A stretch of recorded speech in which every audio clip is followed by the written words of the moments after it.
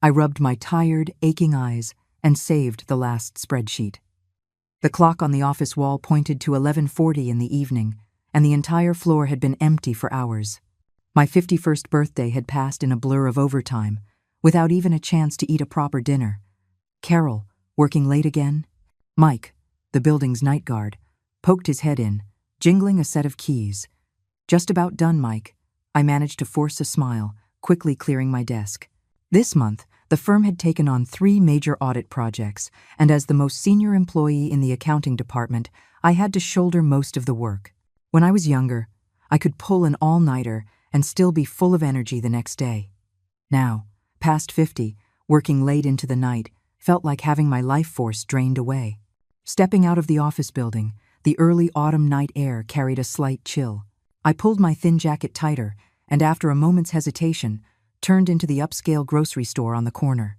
The prices were painfully high, but thinking of how much my grandson, Leo, loved all those exotic fruits, I picked out a few mangosteens, a box of Japanese shine muscat grapes, and then, gritting my teeth, bought half a Malaysian Musang King durian. My daughter-in-law, Jessica, had recently posted about it on social media, saying she wanted to try it. Carrying the heavy grocery bag, I waited at the bus stop for 20 minutes before catching the last bus of the night. The few other passengers were all weary-looking office workers. My phone vibrated.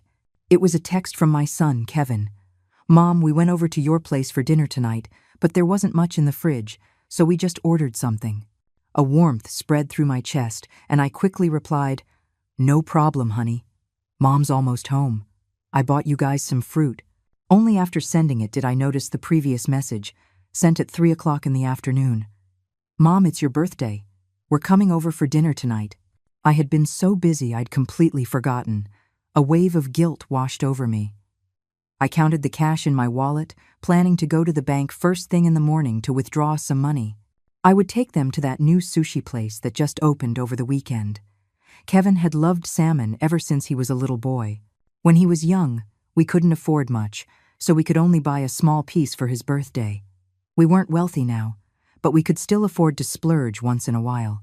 The motion sensor light at my front door was broken, so I fumbled for my keys in the dark. As the door opened, the warm yellow light and the sound of the television spilled out, mixed with Leo's laughter.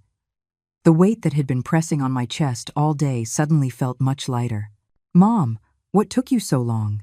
Kevin asked, turning his head from the couch, still chewing on something. The coffee table was piled high with takeout containers and snack bags.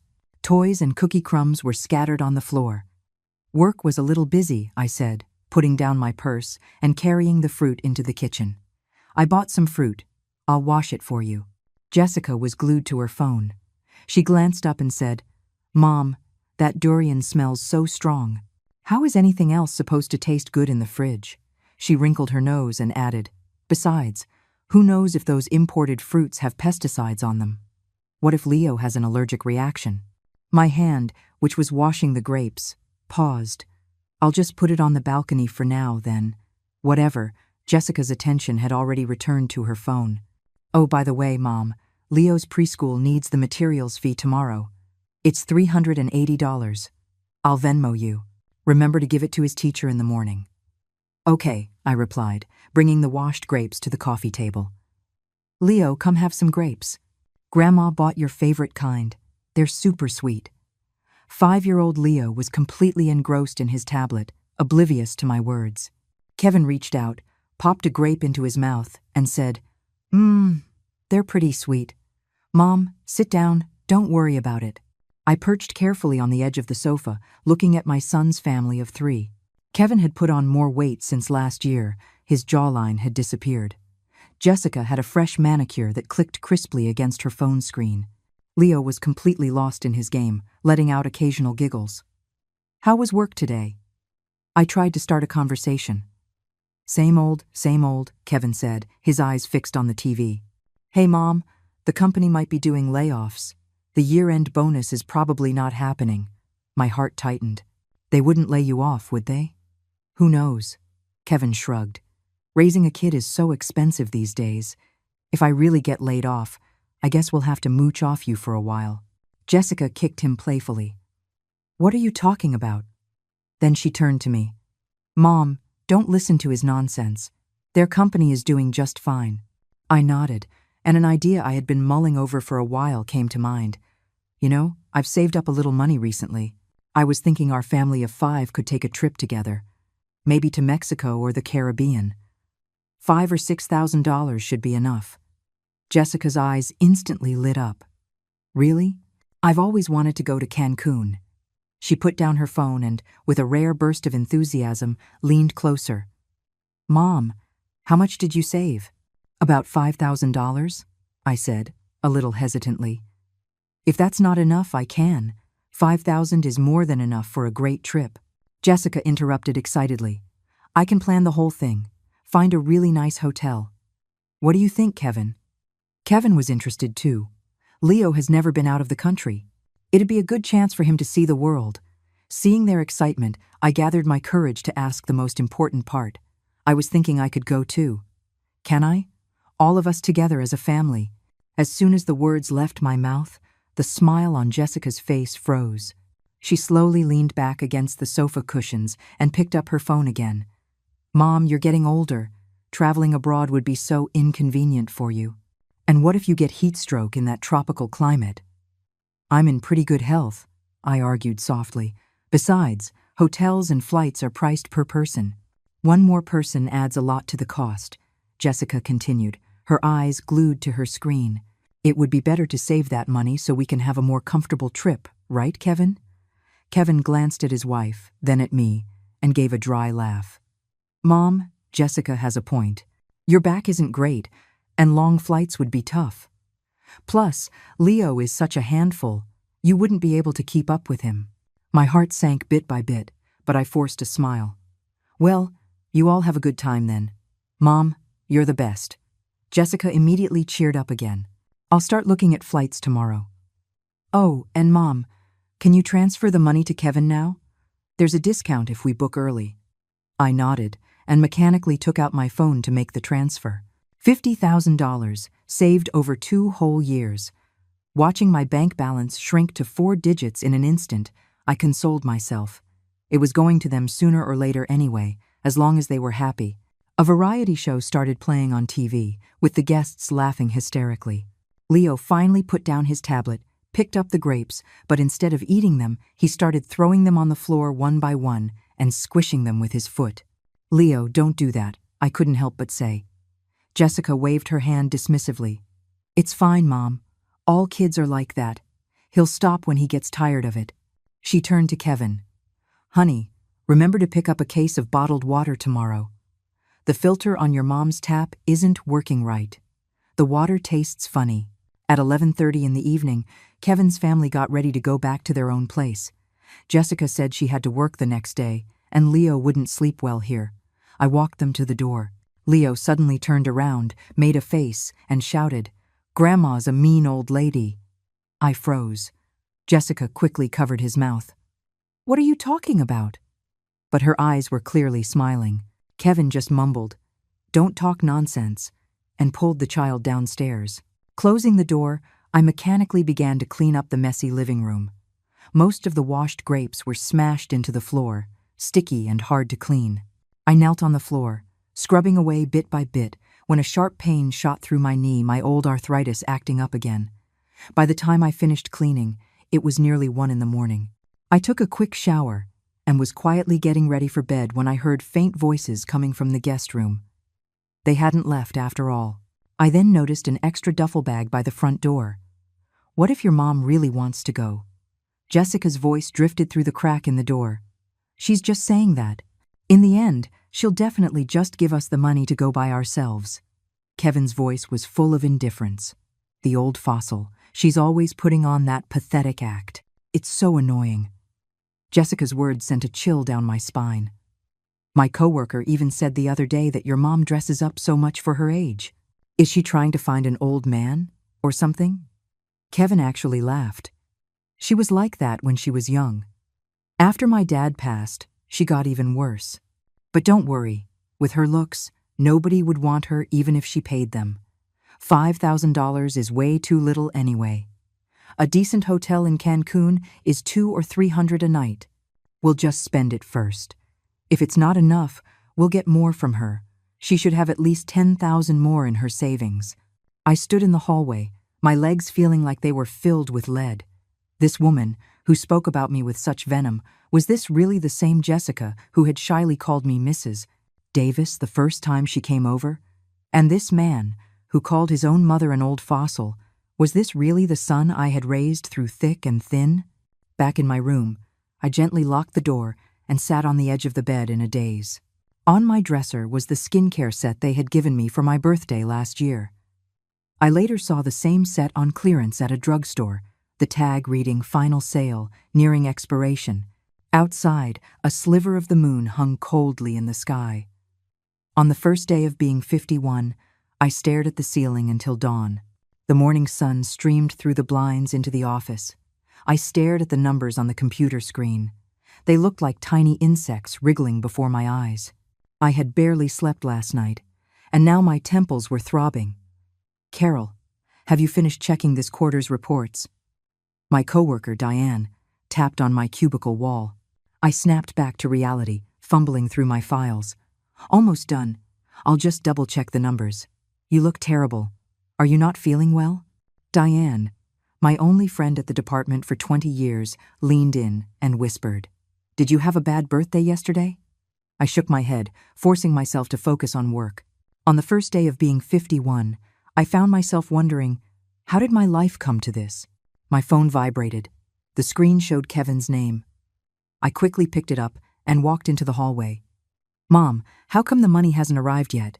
My son's voice was tinged with clear impatience. "Jessica is waiting to book the tickets." "I'll transfer it right away." My throat felt tight.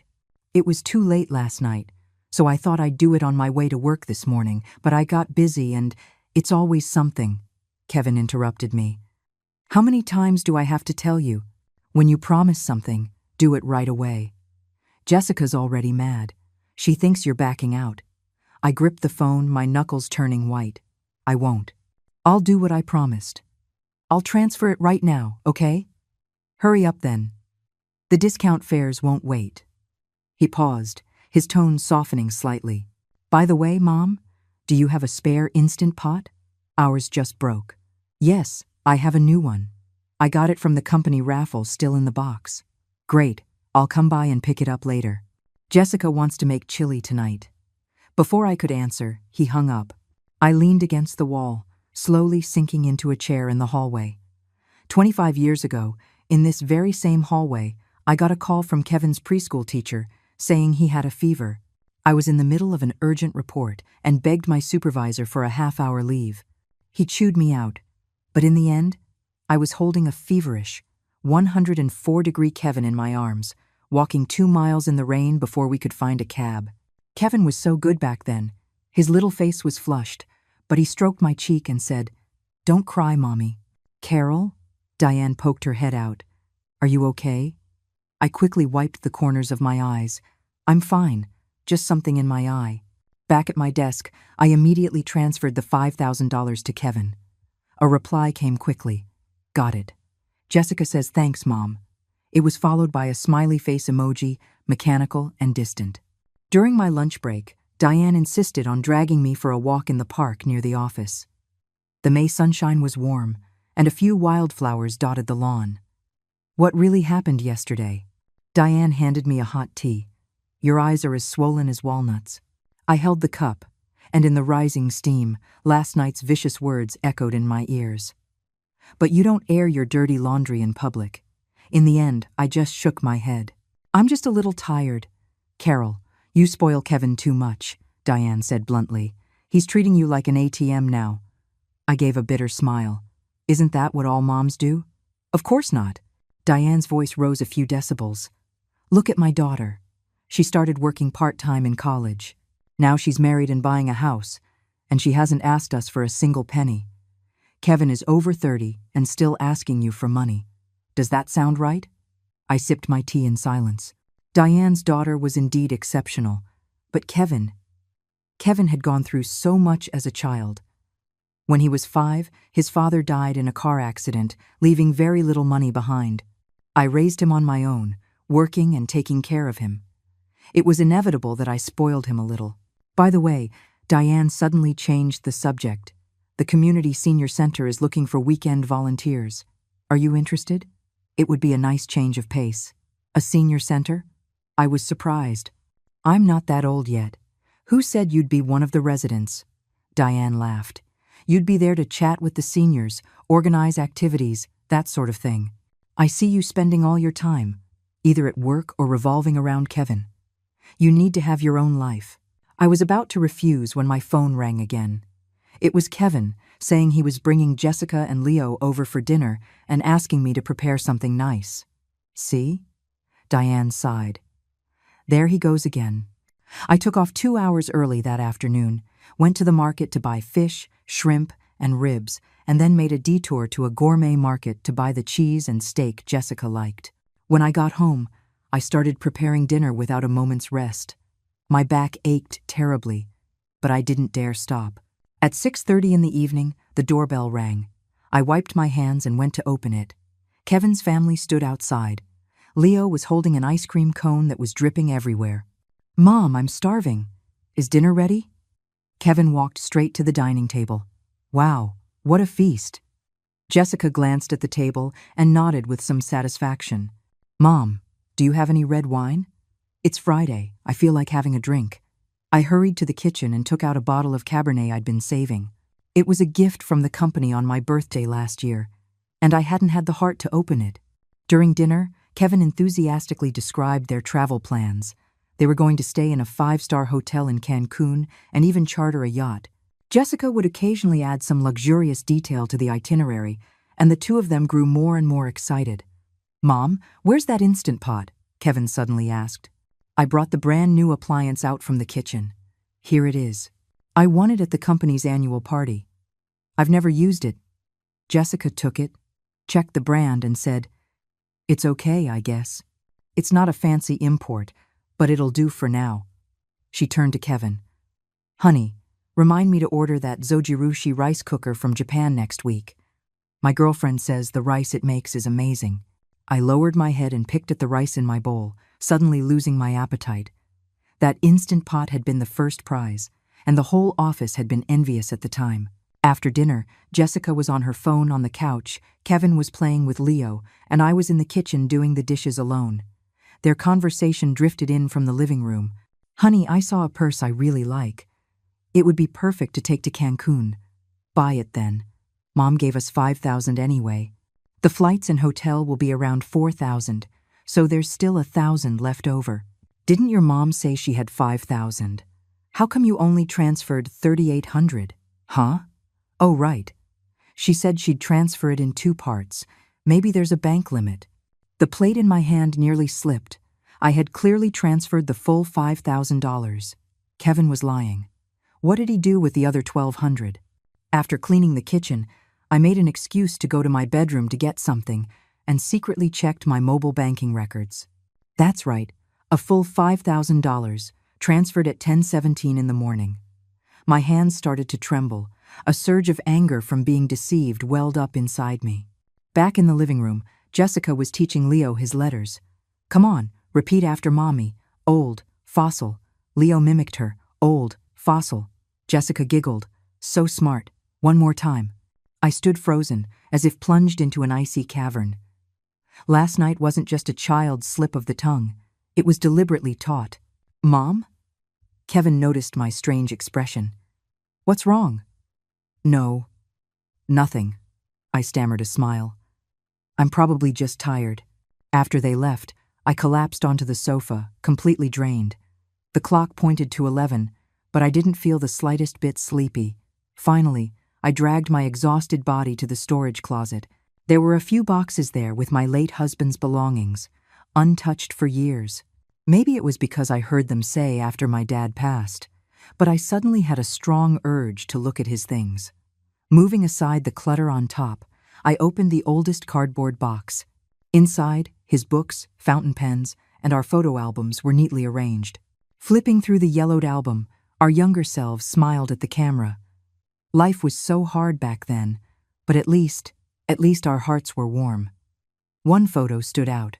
It was of me and a few female colleagues on an outing, wearing a floral dress with a wildflower tucked in my hair, smiling so brightly. I could hardly recognize that person as myself. After my husband died, I poured all my energy into my work and raising Kevin. My old colleagues and friends had gradually drifted away. On the back of the photo were the names and a date: Wendy, Sarah, Carol. The names were both familiar and strange. At the very bottom of the album was an envelope. Inside was a photo I had no memory of: me and 3 other young women standing in front of a university gate. Behind us was a banner that read, "Welcome new students." I was wearing a blue dress, holding a few books, and there was a light in my eyes. It was from my first day of college. I had no memory of who took it. Stranger still, I couldn't remember ever having such a radiant smile. What was my dream back then? I think I wanted to be a teacher. The floodgates of memory suddenly burst open. Yes, I had wanted to be a teacher. But my family's financial situation was difficult, so I had to choose accounting, a major that would lead to a job quickly. Then I met Kevin's father, got married, had a child, and my dream was submerged in the mundane tasks of daily life. After my husband's death, I poured all my unfulfilled dreams onto Kevin. But he had turned into this. Suddenly, my phone rang. It was Diane. "Carol, are you free tomorrow? Come with me to the senior center. Just to check it out, get your mind off things." I stroked the old photograph, and on a whim, I replied, "Okay." On Saturday morning, I arrived half an hour earlier than planned. The Sunshine Meadows Senior Community was located in a quiet neighborhood on the outskirts of the city. It was a 3-story building with a courtyard full of flowers and plants. The environment was much better than I had imagined. "Carol?" Diane waved from the entrance. "You're early." She gave me a tour of the facility, a bright activity room, a clean dining hall, and even a small library. We have a crafts class every Saturday morning, and a book club or movie in the afternoon. On Sundays, we sometimes organize short trips. "It sounds wonderful," I said sincerely. The atmosphere here was so warm and relaxing. "Evelyn?" Diane suddenly waved to a white-haired woman who was watering flowers. "I want to introduce you to a new friend, Carol. She's my colleague." The woman turned around. I was surprised to see that although her hair was silver, she was full of spirit, with bright, clear eyes. She looked to be in her early 70s at most. "Hello, Carol," she said, warmly shaking my hand. "I'm Evelyn. I was a high school English teacher before I retired. It's nice to meet you, Mrs.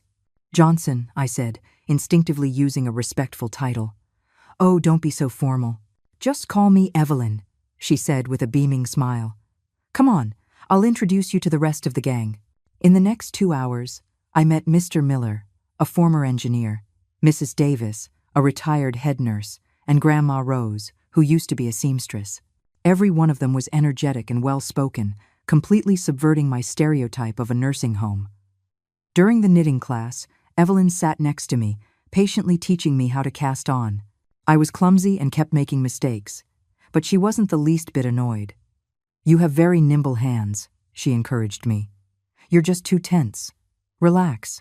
That's it, just like that." Under her guidance, I actually managed to complete a simple knitted square. Holding the small, red piece of yarn, my eyes inexplicably welled up. "It's always like that the first time," Evelyn said softly.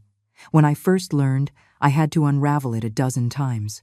At lunchtime, the center served a delicious meal. Evelyn invited Diane and me to sit at her table. During the meal, she told funny stories from her teaching days, making everyone laugh. I was surprised to find that I hadn't thought about Kevin and Jessica all morning. "What do you do for work, Carol?" Evelyn asked. "I'm an accountant. I've been with a clothing company for over 20 years. "Oh, my daughter is an accountant too." Evelyn's eyes lit up. "But she's in Australia. She just passed her CPA exam last year." "That's amazing," I said with genuine admiration. "Amazing?" "Hardly." Evelyn waved her hand. "I never see her. She just sends money home." She sighed. "My husband and I raised her to be so successful, and she just flew far away. Now I think it would have been better if she'd just gone to a state school and stayed close by." I didn't know what to say, so I just ate quietly. During the afternoon book club, Evelyn recited a poem by Robert Frost. Her voice rose and fell, full of emotion. The sunlight streamed through the window, bathing her in a warm glow. Her silver hair shone like a crown. I suddenly envied her. She was so calm, confident, and full of life. After the activities, Diane had to leave early. Evelyn offered to drive me home. "Oh no, Evelyn, I can just take the bus." "Nonsense. My son just bought me a new hybrid. I've been looking for an excuse to test it out." She winked playfully. "Don't worry. It took me 3 tries to pass my driving test, so my driving is very steady." Sitting in Evelyn's little car, I couldn't help but ask, "You seem to be in such great shape. You don't look like you belong in a senior living facility at all." She laughed heartily. "I'm only 68, a few years younger than Mr. Miller and the others. It's just that after my husband passed and with my daughter abroad, it got too lonely living alone. So I decided to move here. At least there's someone to talk to." My heart skipped a beat. "You're also alone?" "It's been 3 years." Her voice softened. "Lung cancer. It was already late stage when they found it." After a moment of silence, her tone brightened again. "But before he passed, my husband told me not to spend my days crying. He wanted me to live a good life for him. So, you see, I learned to drive, learned to play the piano, and even signed up for a painting class at the community college." I looked at her focused profile as she drove, and I suddenly felt a deep sense of shame. We were both widows, yet she was living such a vibrant life, while I had turned myself into an ATM, a maid, a shadow without a self. The car stopped in front of my apartment building. Evelyn handed me a card. "Next Saturday we're having a watercolor painting workshop. Are you interested?" I took the card. Besides her contact information, there was a sentence printed in beautiful script. "Life isn't about waiting for the storm to pass. It's about learning how to dance in the rain." "It's from a painting my daughter gave me," Evelyn explained. "I wanted to share it with you."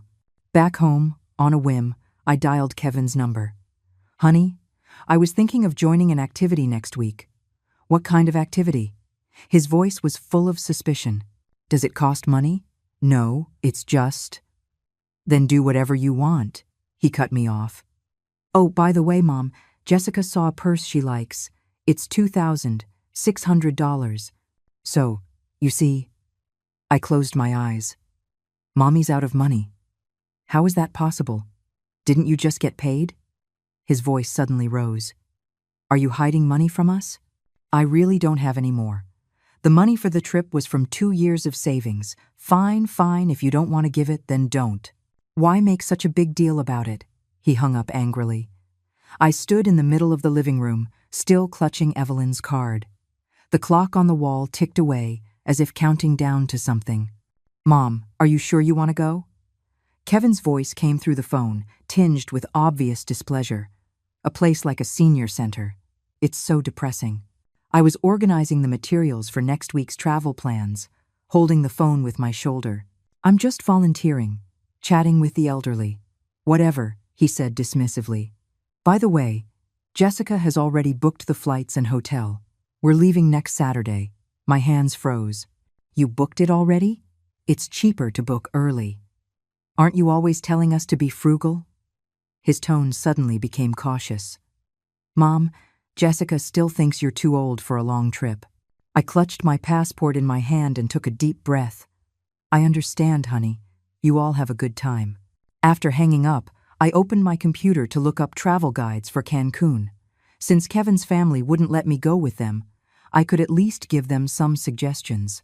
As I was printing out the information, a flyer for the senior center slipped out of the folder. Next Saturday, the very day they were leaving.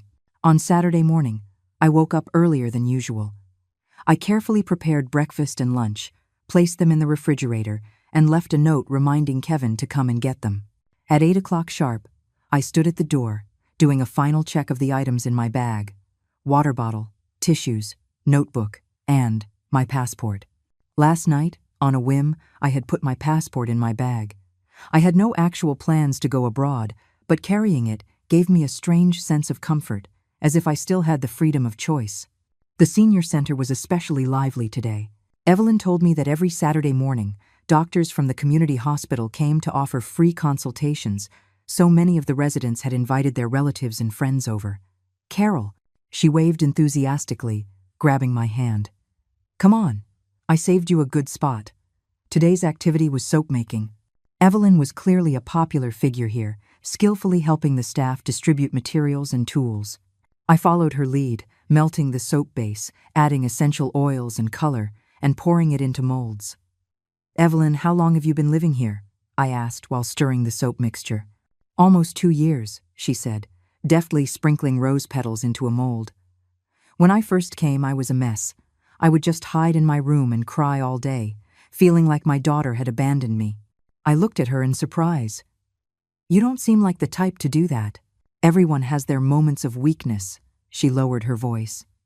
"Actually, I was the one who asked to come here. It's not easy for my daughter and son-in-law to make a life for themselves in Australia. I didn't want to be a burden to them." Her words hit me like a small hammer. I thought of Kevin and Jessica, of the $5,000, of Leo learning to say old fossil. "Careful." Evelyn suddenly grabbed my hand. "The soap base is too hot." I then realized my hands were trembling slightly, and I had almost knocked over the beaker. Evelyn gave me a sharp look, but didn't ask any questions, just patiently guided me through the remaining steps. At lunchtime, Kevin suddenly called. "Mom, where are you? We came to your place to get the food, but no one's here." "I left a note on the fridge," I said, a little confused. "I'm volunteering at the senior center. I prepared meals in the fridge. You just need to heat them up." "The senior center?" His voice suddenly rose. "You really went? I thought you were kidding." Before I could answer, Jessica's sharp voice came from the other end. "Is she out of her mind? Going to a place like that is such bad luck. What if she brings back some disease?" The phone was abruptly hung up, leaving me holding it awkwardly. Evelyn and the other seniors at the table had clearly heard, and a subtle silence fell over the table. "My son." I tried to explain, but I didn't know where to start. "No need to explain." Evelyn gently patted my hand. "At our age, who doesn't have family troubles?" The afternoon activity was changed to a tea party with the theme Sharing Life Stories. Evelyn was the first to speak, talking about how she emerged from the shadow of widowhood. "After my husband passed, I locked myself in the house for 3 whole months." Her voice was calm and powerful. "Until one day, I discovered my daughter was secretly putting sleeping pills in my water.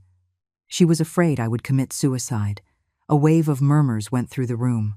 "At that moment, I suddenly realized," Evelyn continued, "that I wasn't loving my child. I was torturing her.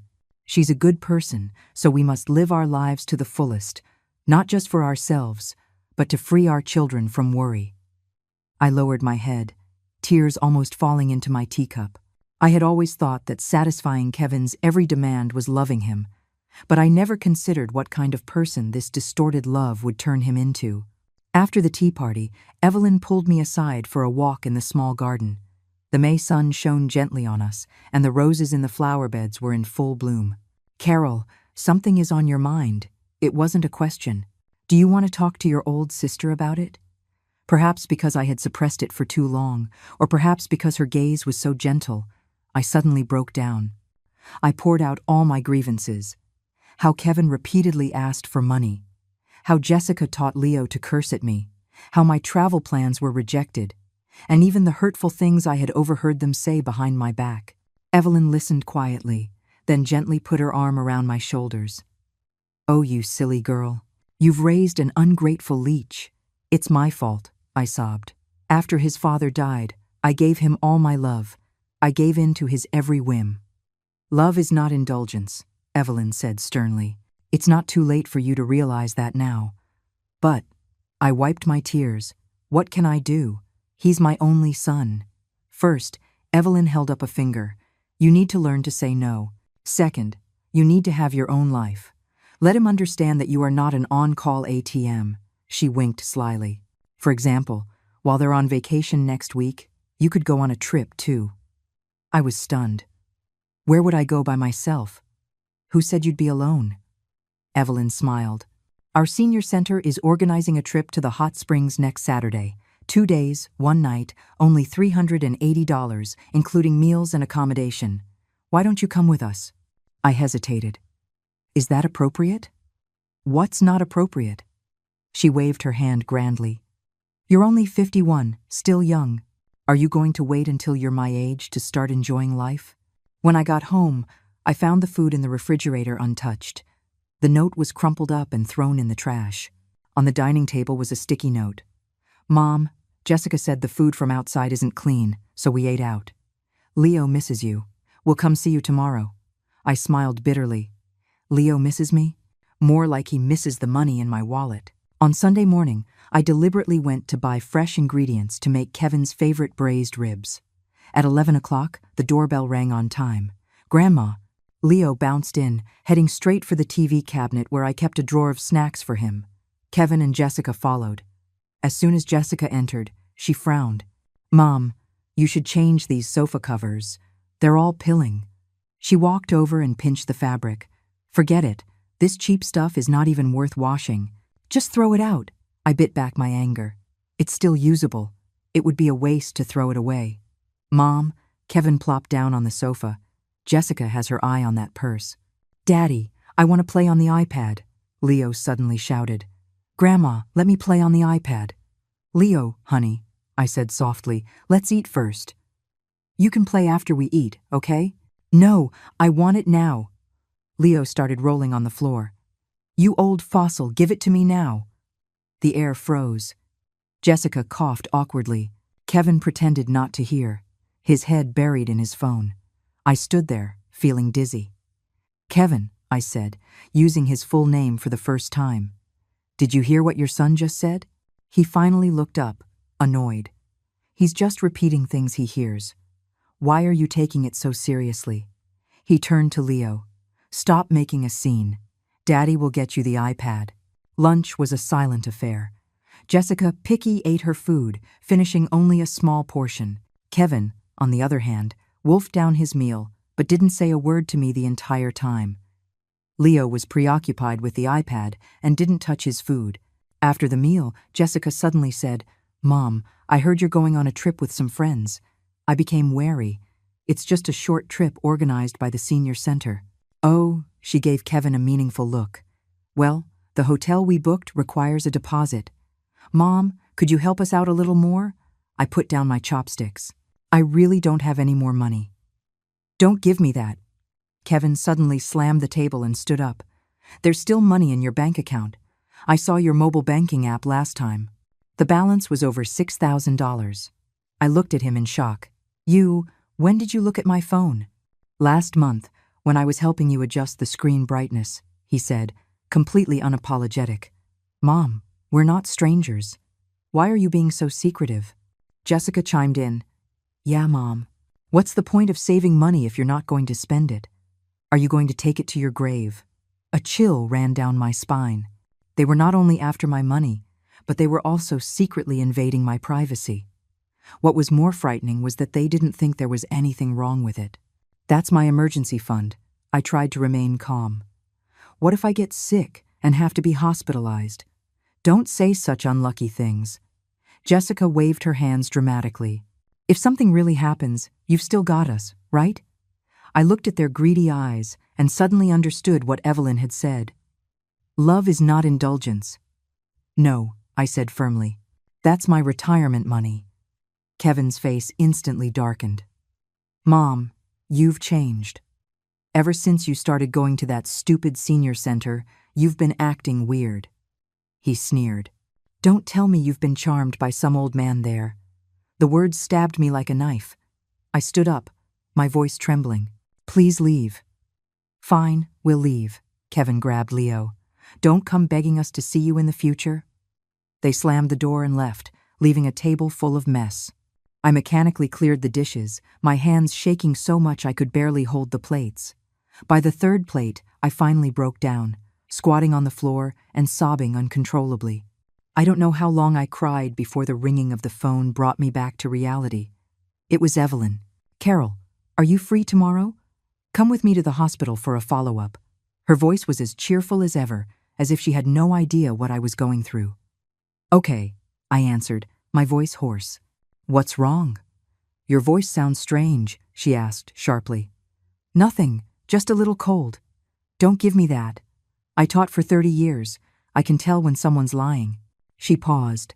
Did your son upset you again?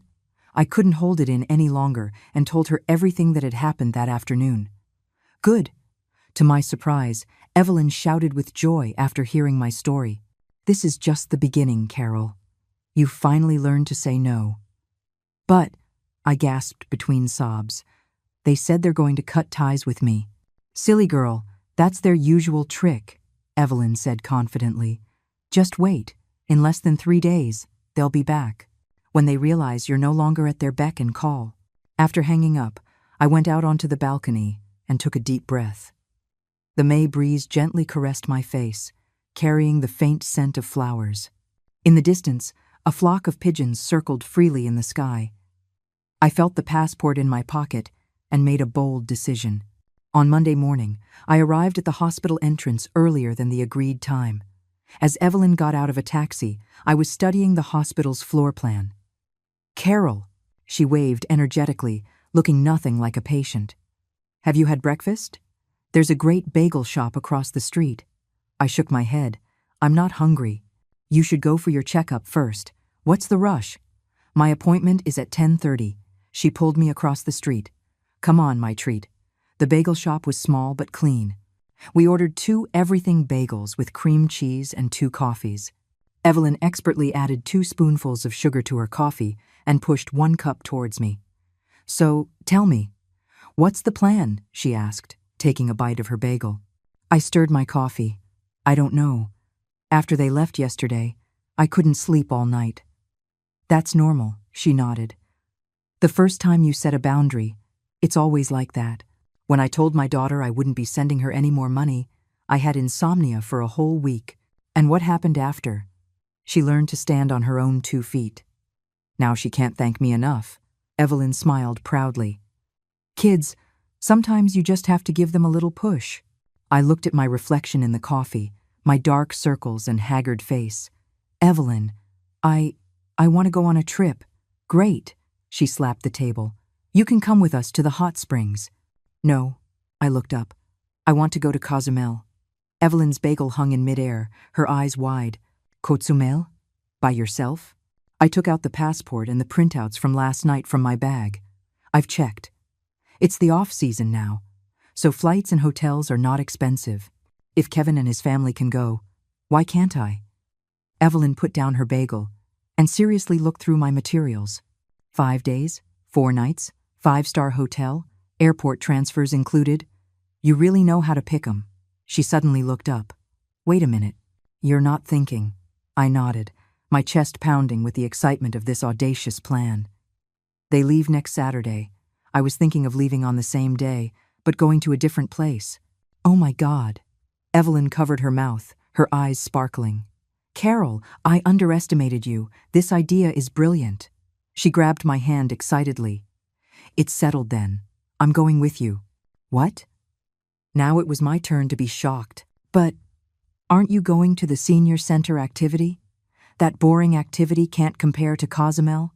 She waved her hand grandly. My passport is valid for another 3 years. It's about time I put it to use. And just like that, in a bagel shop across from the hospital, we hatched a plan for our great escape. Evelyn even suggested inviting a few more ladies from the senior center, but considering the budget and complexity, we decided it would just be the 2 of us. After her checkup, Evelyn insisted on taking me to her room at the senior center to discuss the details. Her single room was small but cozy, with photos and calligraphy hanging on the walls. Look, she opened her laptop. I found this package online. It's even cheaper than yours. I leaned in to look. It was indeed a great deal. But are you really sure you want to go? This is not a small amount of money. What's there to be afraid of? She laughed heartily. My pension is quite good, and my daughter sends me money every month. I was just wondering where to spend it. She winked slyly. Besides, pissing off those ungrateful kids. Totally worth it. Her enthusiasm was contagious, and my resolve grew stronger. We booked the flights and hotel on the spot, choosing the same departure date as Kevin and his family, but a different flight and destination. They were going to Cancun, and we were going to the nearby island of Cozumel. By the way, Evelyn suddenly remembered something. Does your son know you have a passport? He probably doesn't, I recalled. The last time I went abroad was 20 years ago, on a company trip. Good. She breathed a sigh of relief. Don't let them find out. Otherwise, they'll definitely try to stop you. When I got home, I followed Evelyn's advice and began to prepare methodically. First, I locked my passport and travel itinerary in my office drawer.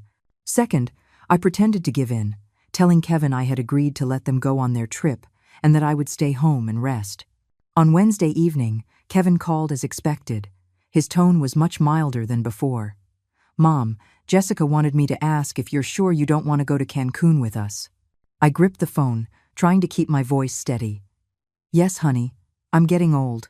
I don't want to be a burden to you. Actually, if you really want to go, it's not impossible. His voice was laced with reluctance. It would just cost a little more. So that's what it was. I sneered inwardly. It wasn't a change of heart. They just realized $5,000 wasn't enough to splurge. No, it's okay. You all have a good time, I said calmly. I've been busy with work lately, so I could use the rest at home. He seemed relieved. All right then. By the way, Mom, I'll bring Leo to see you tomorrow. He misses you. After hanging up, I immediately called Evelyn. You were right. They're coming over tomorrow. The show is about to begin, she said excitedly. Remember, act normal. Don't blow your cover. On Thursday evening, Kevin came with Leo, and for the first time ever, he brought a bag of fruit. As soon as Leo entered, he ran into my arms. Grandma, I missed you so much. In the past, I would have been moved to tears. But now, I could clearly see Kevin signaling to Leo from behind. This heartwarming scene was clearly rehearsed. Grandma, Leo looked up. Daddy said you're going to buy me a new toy. Is it true? I glanced at Kevin. He was pretending to be engrossed in his phone, but his ears were perked up. What toy does Leo want? I asked softly. The Lego Millennium Falcon, the boy shouted excitedly. Daddy said it costs over $200. $200? I suppressed my anger and smiled, stroking Leo's head. Grandma will think about it, okay? Kevin was clearly disappointed, but he quickly changed his strategy. Mom, Jessica wanted me to thank you. We couldn't have gone on this trip without your support. I gave a short reply and got up to get drinks from the kitchen, deliberately leaving my passport and a few travel brochures accidentally on the coffee table. Sure enough, when I returned, Kevin was staring at the documents, his expression shifting. Mom, what's this? He picked up my passport. Oh, the senior center is organizing a trip abroad. I was just looking into it, I said nonchalantly. I might not even go. He flipped through the passport, his brow furrowing deeper. When did you get this passport? It's valid until 2025. I've always had one. I renewed it 5 years ago, I said deliberately. What? Can't I have a passport? No, it's not that. He put down the passport, clearly unsettled. I was just surprised to see it. After they left that night, I immediately called Evelyn to report the situation. Perfect, she laughed on the other end of the line. Now they'll be the ones losing sleep. On Friday morning, I was organizing files in my office when the receptionist informed me I had visitors. I walked out to find Kevin and Jessica standing in the lobby, both looking grim. Mom, Kevin lowered his voice. Can we talk outside? We walked to the small park near the office. Jessica, dropping her usual fake smile, went straight on the attack. Mom, what's the meaning of this? Why did you secretly get a passport? I feigned innocence. It's just for the senior center activity. I told you, didn't I? Don't give me that. Jessica's voice was sharp. Are you planning to follow us to Cancun? You old fossil. What would you even follow us for? Just stay home and watch the house. Her words hit me like a bolt of lightning. Although I knew she disliked me, such a vicious insult still made me tremble. Jessica, for the first time in my life, I raised my voice at her. Please watch your language. Oh, getting feisty now, are we? She sneered. Spending our money to go on a trip. Have you no shame? Your money? My voice trembled with anger. That's my retirement savings. Mom, Kevin cut in, his tone firm. Give me the passport. I took a step back. Why should I? Because I'm your son. He suddenly snatched my purse and started rummaging through it violently. "Give it back!" I tried to grab my purse, but he pushed me away. "Got it," he pulled out my passport, a triumphant smile on his face. "Mom, don't spoil the fun. Just stay home and rest." With that, right in front of me, he tore my passport in half and threw it into a nearby trash can. You! I pointed at them, too angry to speak. Jessica smugly linked her arm with Kevin's. "Well done, honey. Let's go. We don't want to make Mom late for work." They sauntered off, leaving me standing by the trash can, shaking. Passersby cast curious glances at me, some whispering among themselves, but no one came forward to ask what was wrong. I took a deep breath and bent down to pick up the two halves of my passport from the trash can. Thankfully, it was only torn in half, not into shreds. I tremblingly pieced the two halves together, and the tears finally broke through. Back at the office, I locked myself in the restroom and had a good cry. Afterwards, I went straight to the HR department and took the afternoon off. "Carol, you look terrible. Are you okay?" the HR assistant asked with concern. "I'm fine, just a little cold," I forced a smile. "I'll be taking a week of my annual leave starting tomorrow." Leaving the office, I immediately called Evelyn, sobbing as I told her what had happened that morning. "What?" she roared. "That bastard!" "Carol, don't be afraid. I have a friend who works at the passport agency. I'll ask her what can be done in this situation." Half an hour later, she called back with good news. The passport could be replaced on an emergency basis. As long as I had my ID and birth certificate, I could get a new one within 5 business days. "I'll go this afternoon," I made up my mind. "Evelyn, our plan is still on." That's the spirit. Her voice was full of admiration. "Remember, don't let them find out." That afternoon, I went home to get my documents and headed straight to the passport agency. The replacement process was simpler than I had imagined. When the staff heard that my passport was accidentally damaged, they were very helpful and processed it as an expedited request. "You can pick it up in 5 business days," she said with a smile. "Just in time for your trip." Walking out of the building, the sun shone on my face, and I felt a strange sense of lightness, as if what had been torn apart was not just a passport, but some kind of invisible shackle. That evening, I deliberately sent a text to Kevin. "It will take 2 weeks to replace the passport. I won't be able to go on the trip. You guys have fun." He replied instantly. "Mom, I'm sorry. I was impulsive this morning. When you get your new passport, I'll definitely take you on a trip next time." What a hypocritical promise. I didn't reply, just sneered and started packing my suitcase. On Saturday morning, before the sun was up, I quietly got out of bed and did a final check of my luggage. According to the plan, I would first meet Evelyn at the senior center, and then we would go to the airport together. Just as I was about to leave, I remembered something. I turned back and stuck the note I had prepared on the refrigerator. "Kevin, Mommy is going out for a little while to clear her head. I'll be back in a week. There's food in the fridge. Remember to heat it up before you eat. Love, Mom." Simple, calm, without any explanation or accusation. I looked at the note with satisfaction, then gently closed the door and stepped into the pre-dawn darkness. At the senior center, Evelyn was already packed and ready to go. Standing beside her were 2 unexpected people. Mrs. Davis and Grandma Rose from the center. "You guys?" I looked at them in surprise. "Surprise," Evelyn said proudly. "We were chatting last night, and when they heard about our plan, they insisted on coming along." "Carol, Mrs. Davis patted my hand. "Don't mind me for being nosy." Evelyn told me everything. "That ungrateful son of yours needs to be taught a lesson." Grandma Rose also nodded. "I brought motion sickness pills and tiger balm. Let's us old gals go have some fun together." Looking at their warm faces, my eyes welled up again. It turned out there was so much warmth in the world, and I had wasted all my love on someone who didn't appreciate it. "Thank you," I said, my voice choked with emotion. "Let's go then." "Wait," Evelyn winked mysteriously. "There's one last step." She took out her phone and dialed a number. "Hello, James? It's me, Evelyn." "Yes, right now. You can come over." 5 minutes later, a black SUV pulled up in front of the senior center. The driver was a sunny young man who helped us load our luggage into the car. This is a former student of mine, Evelyn introduced. He runs a travel agency now. He's arranged a special VIP service for us ladies. The car slowly drove towards the airport. The sun was gradually rising, illuminating the road ahead.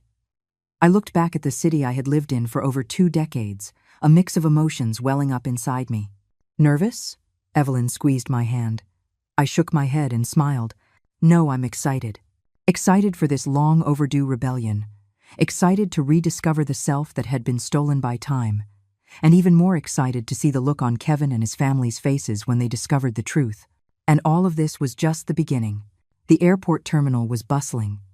I clutched my newly issued passport, afraid it would sprout wings and fly away. Beside me, a spirited Evelyn directed her former student, James, with the check-in process. Mrs. Davis and Grandma Rose looked around curiously, like 2 children visiting the city for the first time. Carol, your boarding pass. Evelyn slipped a thin piece of paper into my hand. Hold on tight. This is your ticket to freedom. I looked down at the unfamiliar destination on the pass, Cozumel, a place I hadn't even known existed a week ago. And now, I was about to fly there, with 3 women I had known for less than 2 weeks, to begin a wild adventure. Freedom, I whispered the word, a strange sweetness on my tongue. James handled everything for us and kindly walked us to the security checkpoint. Have a safe flight, Miss Evelyn. The local guide will meet you at the airport. It's all arranged. Thank you, James. Evelyn patted his shoulder affectionately. Say hello to your mother for me. Going through security, my palms were sweating. I was terrified an officer would stop me and say, Miss Carol Davis, your son has filed a missing person report. But everything went unbelievably smoothly. A few minutes later, I was standing in the departure lounge. Look! Evelyn suddenly tugged at my sleeve, her voice low. Isn't that your son's family over there? I followed her gaze. Sure enough, Kevin, Jessica, and Leo were in line at a check-in counter in the distance.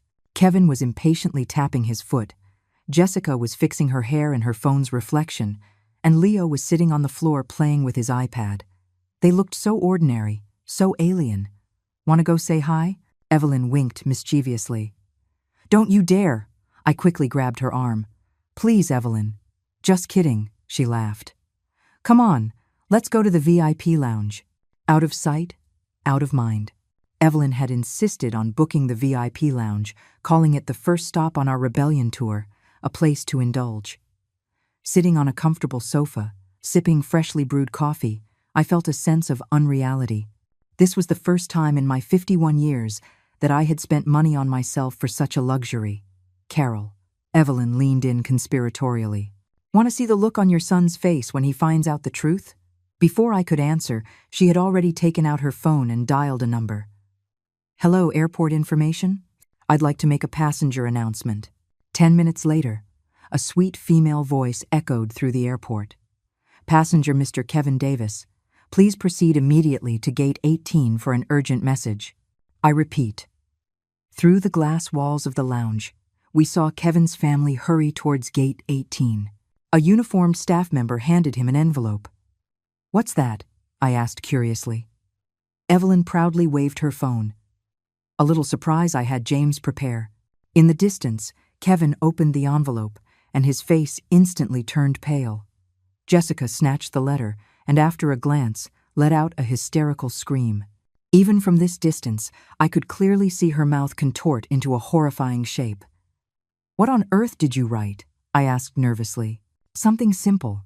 Evelyn took a sip of her coffee. Dear Mr. Davis, we regret to inform you that the hotel you booked in Cancun is temporarily closed due to a burst water pipe. As compensation, we have upgraded you free of charge to our sister hotel in Cozumel. My eyes widened. Cozumel? Isn't that where we're going? That's right, she smiled slyly. And I specifically chose the same hotel chain so they won't even have grounds to complain. Mrs. Davis clapped her hands in approval. Evelyn, you're a genius. Watching Kevin's family in their state of utter frustration, I should have felt guilty or sympathetic. But strangely, what I felt was a spark of satisfaction. Boarding time arrived. We deliberately waited until the last minute to head to the gate, ensuring we wouldn't cross paths with Kevin's family. On the plane, Evelyn had requested window seats, with me next to her. "First time flying?" she asked.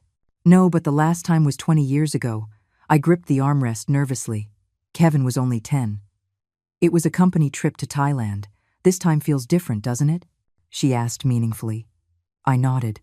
It really does.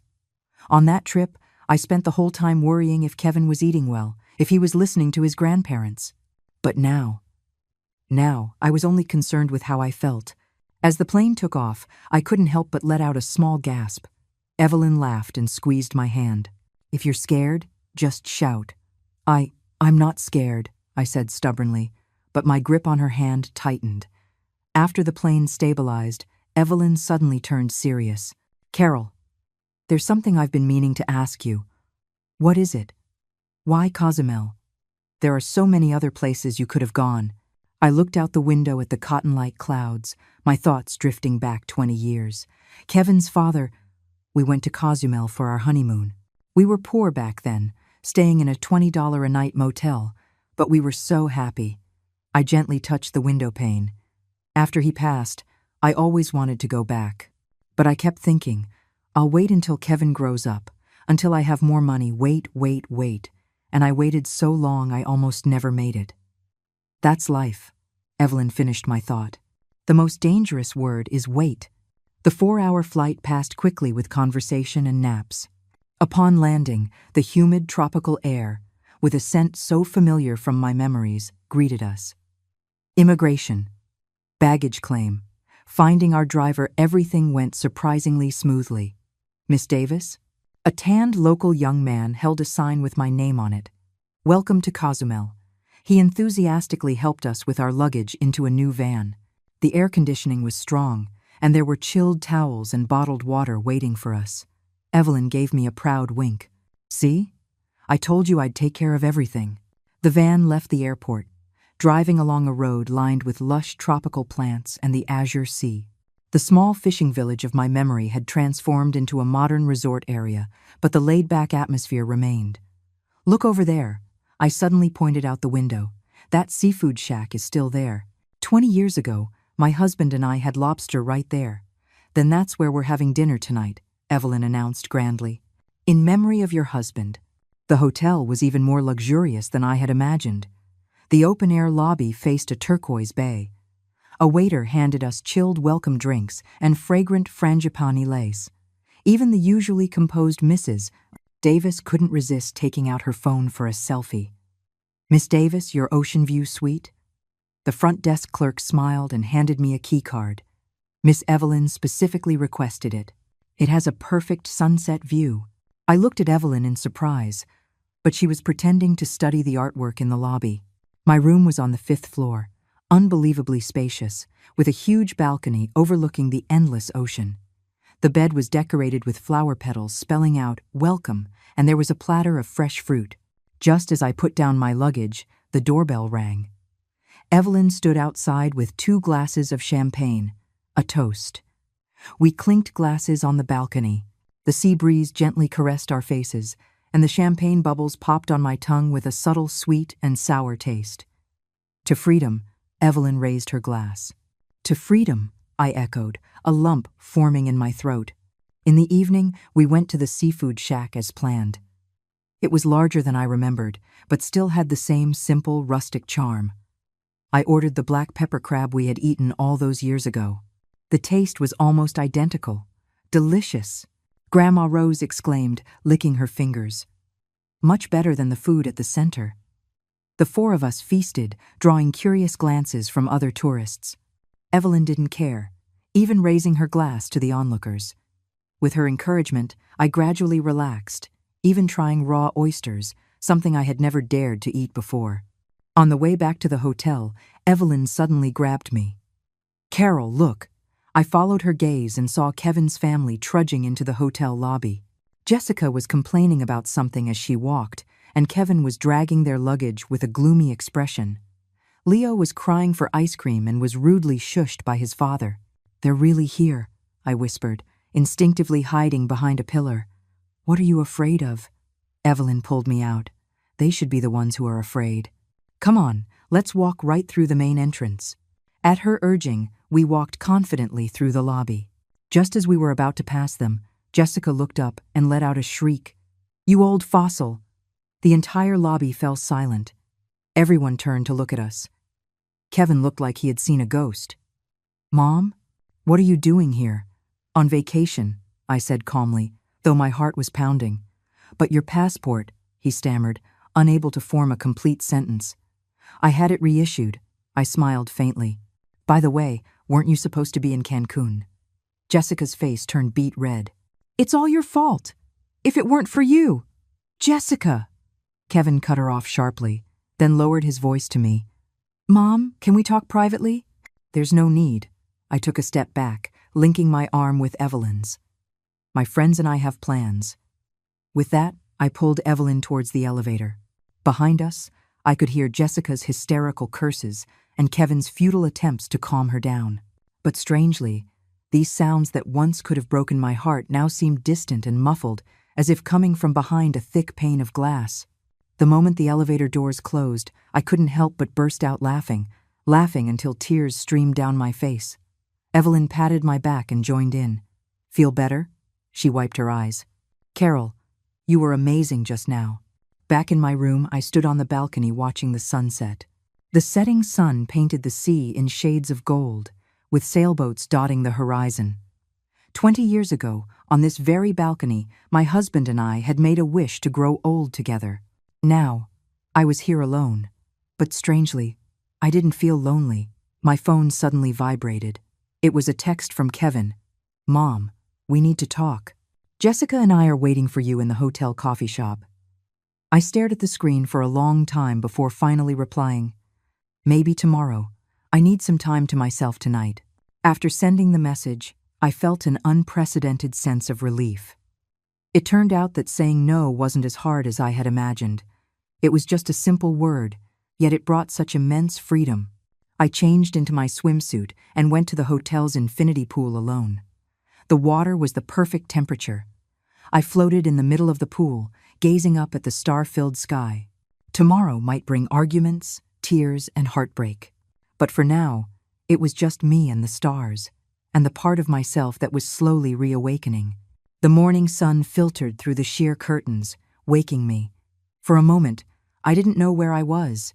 It was only when I saw the swaying palm trees and the blue sea outside the window that I remembered I was on Cozumel, in the middle of my great escape. There were over a dozen missed calls on my phone, all from Kevin. There were also several texts. "Mom, what is the meaning of this? Why did you cancel our flights? Jessica is furious. Do you know how much money we lost? Answer the phone. Stop hiding." The last one was sent at 2 in the morning. "Mom, I was wrong. Can we please talk?" I put down the phone, a pang of sadness in my chest. But then, I heard Evelyn's cheerful singing from the bathroom. She had insisted on sharing a room with me last night, saying that even rebels need a partner in crime.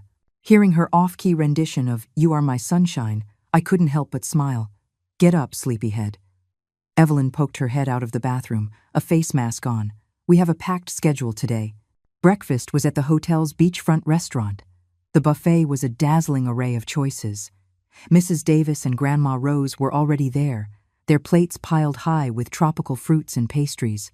"Carol, try this durian pastry," Grandma Rose called out warmly. "It melts in your mouth." Just as I was about to sit down, I caught a glimpse of Kevin's family walking into the restaurant. Jessica was wearing a revealing bikini. Kevin looked haggard, and Leo was trailing behind them listlessly. They saw me too. Jessica immediately grabbed Kevin and changed direction, sitting at the farthest corner. "Ignore them." Evelyn placed a piece of honey-roasted pineapple on my plate. "We're going snorkeling today. We need to fuel up." Snorkeling. My heart raced. 20 years ago, when I came here with my husband, I was too afraid of the water to try it, a decision I had always regretted. I can't swim," I whispered. "What's there to be afraid of?" Evelyn puffed out her chest. "With a former swimming instructor here, I guarantee you'll fall in love with the ocean." After breakfast, we went back to our room to change. I hesitated in front of the mirror. My 51-year-old body was marked by time, and I didn't have the courage to wear the one-piece swimsuit Evelyn had insisted I get. "Oh, what are you dawdling for?" Evelyn pushed the door open, startling me so much I quickly covered myself with a towel. "What are you shy about? We're all women here," Evelyn said, unceremoniously pulling the towel away. "Wow, you've kept yourself in great shape. Much better than my daughter who lives on takeout." With her forceful help, I finally put on the royal blue swimsuit with a cover-up over it. At the hotel marina, a white speedboat was waiting for us. "Wait!" A familiar voice called from behind. Kevin ran over, out of breath. "Mom, can we talk for a minute?" I glanced at my friends who were already on the boat. Evelyn waved at me. 5 minutes. The boat won't wait. Kevin pulled me aside, his eyes bloodshot. "Mom, why are you doing this? Do you know how worried we were?" "Worried?" I asked softly. "Worried about my money or worried about me?" He flinched as if he'd been slapped, then took a step back. "Mom, how can you say that? Of course we were worried about you. Worried enough to throw my passport in the trash?" I looked him straight in the eye, noticing he was now a head taller than me.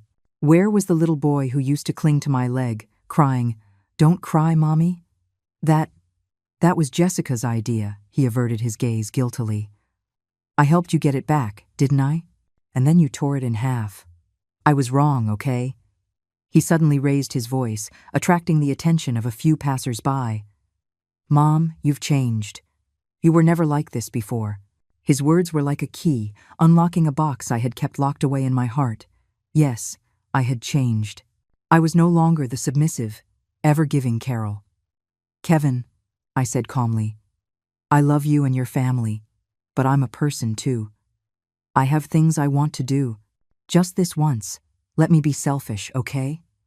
He was stunned, as if he never expected the word selfish to come from my mouth. While he was still in a daze, I turned and walked towards the speedboat. "Mom," he shouted from behind. What about the money for our tickets?" See? In the end, it was always about the money. I didn't look back, just waved and stepped onto the boat. The turquoise water sparkled under the sun as the speedboat cut a white wake. Evelyn handed me a bottle of sunscreen. "How did it go?" she asked. He asked, "What about the money for our tickets?" I replied with a bitter smile, twisting the cap off. "Ugh, what a piece of work," Evelyn said. "He only thinks about money. Carol, ignore them. Just have fun today." 20 minutes later, the boat stopped near a coral reef. As the crew handed out snorkeling gear, my palms were sweating. "Relax." Evelyn helped me adjust my mask. "Remember to breathe through your mouth, not your nose." I timidly bit down on the snorkel and lay on the floating board, looking down. In the clear water, a vibrant coral reef looked like an underwater castle, with schools of tropical fish swimming through it. It was breathtakingly beautiful. "I'm going in." Grandma Rose suddenly shouted and plopped into the water, not at all like a woman in her 70s. With Evelyn's encouragement, I slowly slipped into the water. The cool sea instantly enveloped me, and a wave of fear washed over me. I clung to the float, my breathing becoming shallow. "Look at me." Evelyn took off her snorkel and floated in front of me. "Carol, deep breaths. That's it. Now, look down. Look at this beautiful world." I slowly lowered my head. Through the mask, a whole new world unfolded before my eyes. Orange and white clownfish played among the corals, blue-green parrotfish leisurely nibbled on algae, and a sea turtle even swam lazily beneath us. "It's so beautiful," I tried to speak but choked on some water, grabbing Evelyn's arm in a panic. "It's okay," she held me steady. "I'm here. I won't let anything happen to you." Under her protection, I gradually relaxed, even daring to let go of the float and swim a short distance. The feeling was magical, as if I had become a fish myself, free and uninhibited. So this was my late husband's favorite activity. Now I finally understood his fascination.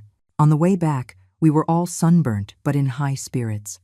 Grandma Rose boasted about seeing an octopus, while Mrs. Davis had collected a pile of seashells. I leaned against the side of the boat, letting the sea breeze dry my hair, a long-forgotten sense of accomplishment filling my heart. At the hotel marina, Kevin was waiting alone. When he saw us, he hurried over. Mom, we need to talk. Let me take a shower first. I pointed to my wet hair. Meet me in the lobby in an hour. After my shower, Evelyn insisted on doing my makeup. You have to look powerful for the negotiation, she said. She applied a touch of eyeliner and lipstick and lent me a marigold yellow silk scarf. Remember, she adjusted my collar. No matter what he says, don't give in. You're not punishing him. You're teaching him how to respect you. In the lobby coffee shop, Kevin was already there with 2 cups of coffee. I noticed he had changed into a clean t-shirt and his hair was neatly combed, as if he were going to an important interview. Mom, he pushed a cappuccino towards me. Your favorite. I was surprised he remembered. Cappuccino was indeed my favorite, but ever since Jessica said coffee was bad for seniors' hearts, I had never had it in front of her. Thank you. I took a careful sip, leaving a white mustache of foam on my lip. Kevin suddenly smiled and reached out to wipe it away, just like when he was a child. Mom, you always do that. You get stuff all over your mouth when you drink. The familiar gesture softened my heart for a moment, but his next words put me on guard again. Mom, Jessica wants to apologize to you. She was just very emotional yesterday. I put down my coffee cup. Is that so? But she has one condition. He rubbed his hands together. Can you reimburse us for the plane tickets? Our credit cards are maxed out. Of course. I took a deep breath. Kevin, do you know what my monthly salary is? He was taken aback, clearly not expecting the question. About 7 or 8,000? 5,600? I said calmly. After taxes and insurance, I take home 4,300. That $50,000 was 2 years of my savings. His face flushed. I didn't know. Do you know why I never replaced that old air conditioner? Because I was saving money for you. Do you know why I haven't bought new clothes in 5 years? Because Leo's early education program was so expensive. My voice started to tremble. Mom, his eyes reddened. I'm sorry. No, you don't understand. I shook my head. I'm not asking for an apology. I just want you to know that money doesn't grow on trees. I'm 51 years old. How many more years can I work? Have you ever thought about my retirement? He fell completely silent, staring at his coffee cup like a child who had done something wrong. I won't pay for the tickets, I continued. But if you want, you, Jessica, and Leo can stay in Cozumel for a few days. I'll pay for the hotel. Consider it one last family vacation. He looked up sharply. Last vacation? Mom, what do you mean? I looked him straight in the eye. I'm planning to move out when we get back. You and Jessica need to learn to be independent, and I need my own space. No. He stood up agitatedly. I don't agree. Kevin, I remained seated, my voice so calm it surprised even me. I'm not asking for your permission. I'm informing you. With that, I stood up and left, leaving him standing alone in the coffee shop. Walking out of the hotel lobby, the sun was setting on the horizon, painting the entire bay in gold. Evelyn was right. Saying no was indeed addictive. Dinner was at a night market outside the hotel. The 4 of us, like a group of young women, wandered through the stalls, sampling all kinds of snacks. Evelyn even tried the durian that smelled like old socks and ended up coughing uncontrollably. Where to tomorrow? Mrs. Davis asked excitedly. The spa. Grandma Rose raised her hand. My old bones need a massage. I want to see the fireflies in the mangrove forest, I suggested softly. Then it's a massage in the morning and the mangrove forest in the afternoon, Evelyn declared. Carol, are you going to check on your son tonight? I shook my head. Let's give them some time to process things. Back in the room, there were 3 missed calls and a text message on my phone, all from Kevin. Mom, let's talk. Jessica agrees to your proposal, but we want to know your specific plans after we get back. I didn't reply, just put my phone on silent. Tonight, I just wanted to enjoy the starry sky, the sea, and this hard-won freedom. The scent of essential oils in the spa was intoxicating. I lay on the massage bed as the Thai therapist's strong fingers kneaded my stiff shoulders. Pain here? She asked in broken English. I winced. The therapist nodded knowingly and adjusted her technique. 20 years of desk work had built a thick armor on my back, and now, someone was finally helping me remove it. On the next bed, Evelyn was humming contentedly. Ah, yes, right there. Carol, your shoulders are as hard as rocks. An occupational hazard, I said with a bitter smile. The last time I had a massage was a decade ago, during a company event for Women's Day. We should get massages regularly when we get back, Evelyn said with her eyes closed. I know a great place. The owner is a former student of mine.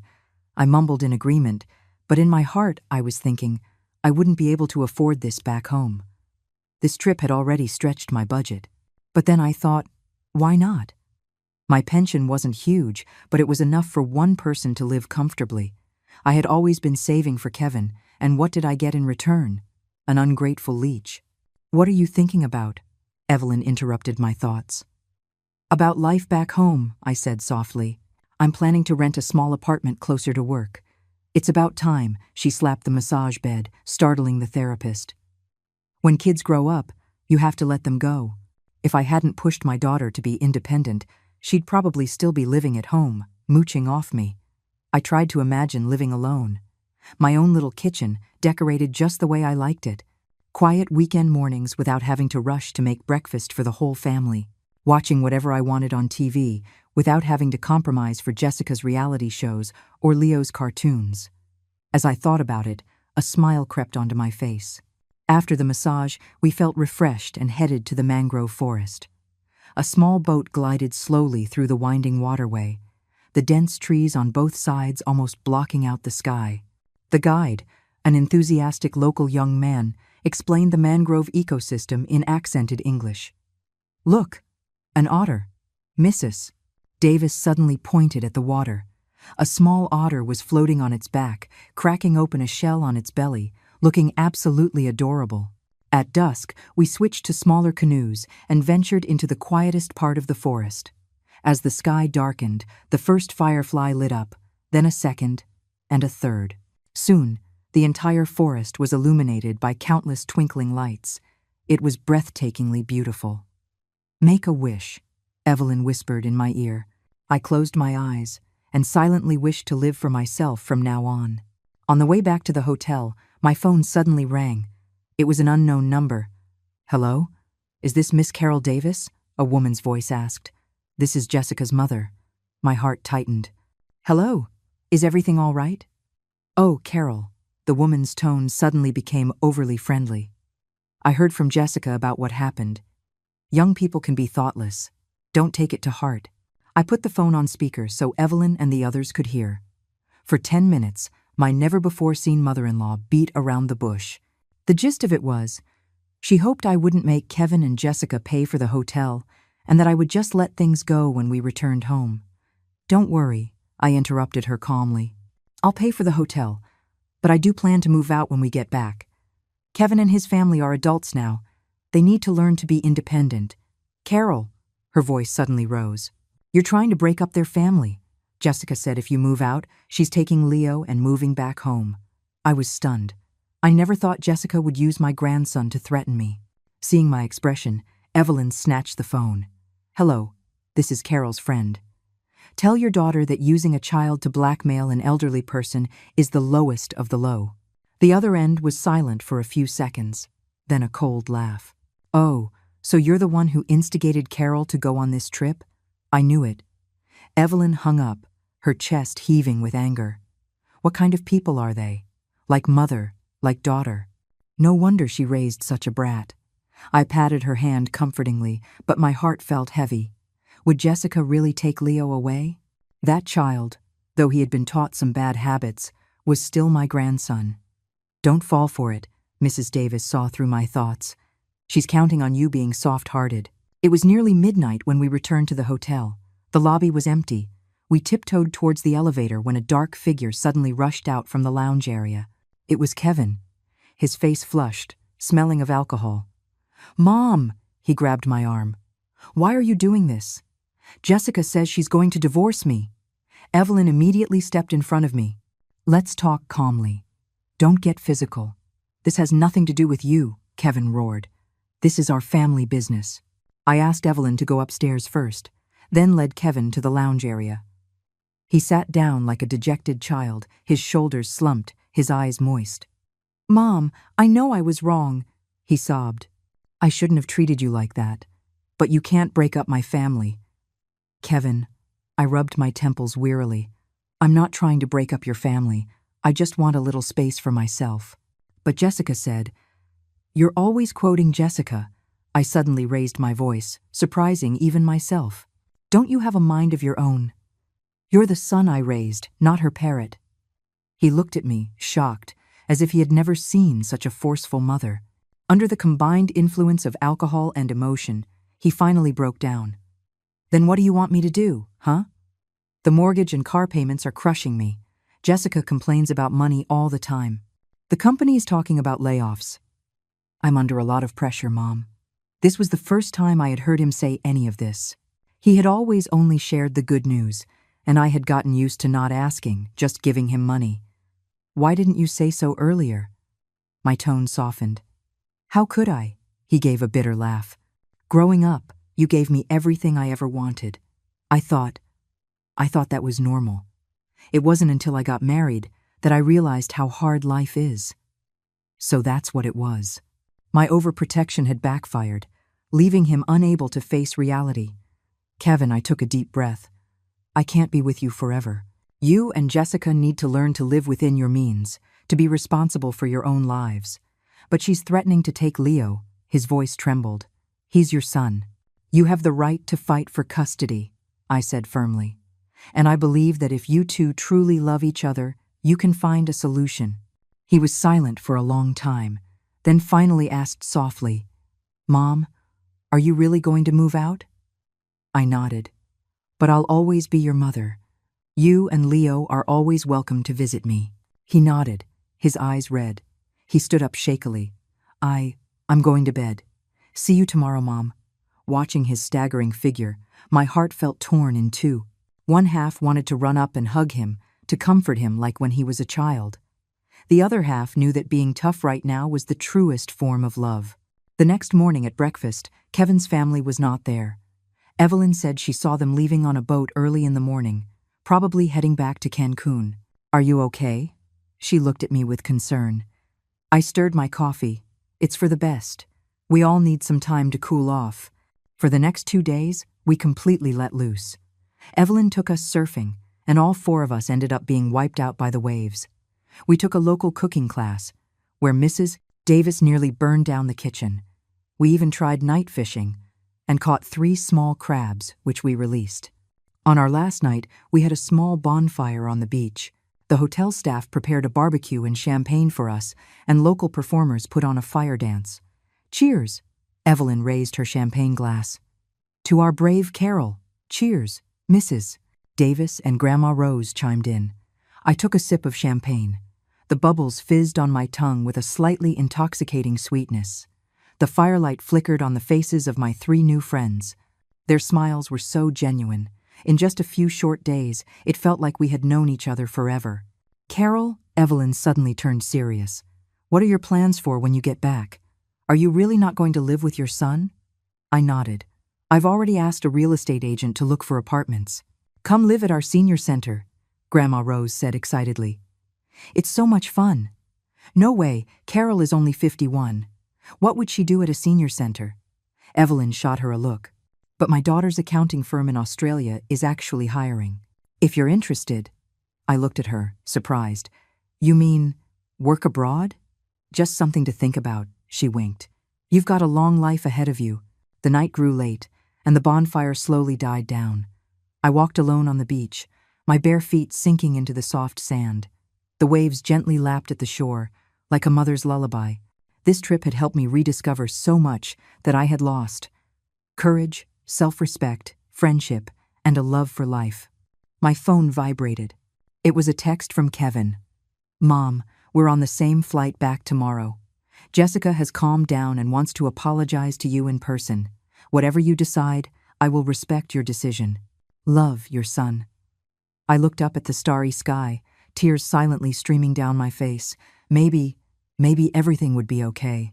The plane landed in our familiar city. The sky was overcast, with a light drizzle. After clearing customs, I immediately spotted Kevin waiting in the arrivals area, with a stone-faced Jessica and a sleepy Leo beside him. Mom, Kevin took my luggage. The car is waiting outside. The atmosphere was a bit awkward. Jessica managed a stiff smile. Mom, did you have a good time? It was nice, I replied curtly, bending down to hug Leo, but he hid behind his mother. In the car on the way home, Kevin kept looking at me in the rearview mirror, wanting to say something but holding back. Jessica stared at her phone the entire time. Only Leo occasionally broke the silence with his childish questions. Mom, as the car stopped in front of my building, Kevin finally spoke. Can we go up and talk? I nodded. Jessica made an excuse that Leo needed a nap and took him home first, leaving Kevin to help me with my luggage. As soon as I walked in, I noticed the apartment was unusually clean. The fridge was stocked with fresh groceries, there were fresh flowers on the coffee table, and even the pilling sofa covers had been replaced. Jessica did it. I raised an eyebrow. Kevin scratched his head. Embarrassed. She's really sorry. What she said that day. Kevin. I interrupted him. There's no need for apologies. I just want to know what your plans are for the future. He took a deep breath. Jessica and I talked. We're not going to be reckless with money anymore, and we'll learn to respect you. He paused. But if you really want to move out, we won't stop you. This was a significant improvement from his previous attitude. I patted his shoulder. I need some time to think about it. I want to be alone tonight. You should go home now. After he left, I looked around the home I had lived in for over 2 decades. I suddenly realized that to start a new life, I had to sort out the old one first. I pulled a dusty cardboard box from under the bed. It was filled with Kevin's awards, homework, and photos from his childhood. Looking through these memories, my eyes welled up time and time again. How did that sweet, well-behaved little boy turn into the person he was today? At the bottom of the box was a leather-bound notebook, a diary I kept when I was young. Flipping through the yellowed pages, memories came flooding back. June 12th, 1998. Kevin has a fever of 102. The office wouldn't let me take time off, so I had to bring him with me. My supervisor yelled at me and docked half a month's bonus. September 1st, 2001. Kevin started elementary school. The tuition was more expensive than I expected. I need to find another part-time job.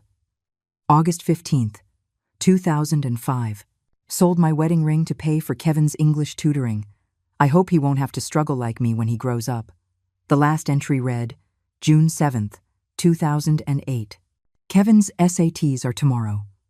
I went to the hospital and donated blood for $300 to buy him brain-boosting supplements and a new set of clothes. I don't need him to be wildly successful.